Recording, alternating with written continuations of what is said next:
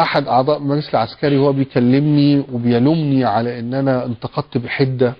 انا يعني اخر مقابله كانت مع اي حد من قيادات المجلس العسكري السابق كانت بعد محمد محمود كان الفاصل ما بين ان انا لم التقي حتى الان بكائن من كان يعني في هذا الموضوع.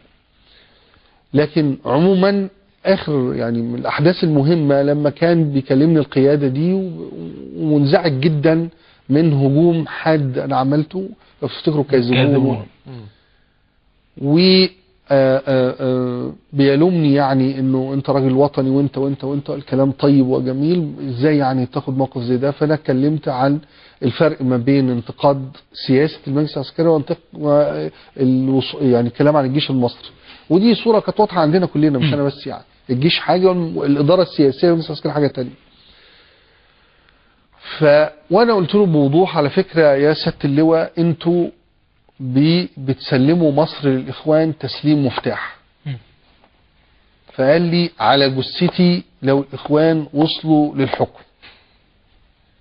فانا قلت له ابشر، الاخوان هتوصل على جثتكم للحكم. ولما مرسي عمل اقاله السيسي، اقاله طنطاوي وعنان منهم اللواء اللي حضرتك وتبع ذلك اللواء، كلمني في تليفون وقال لي فعلا على جثتنا يعني قبل 30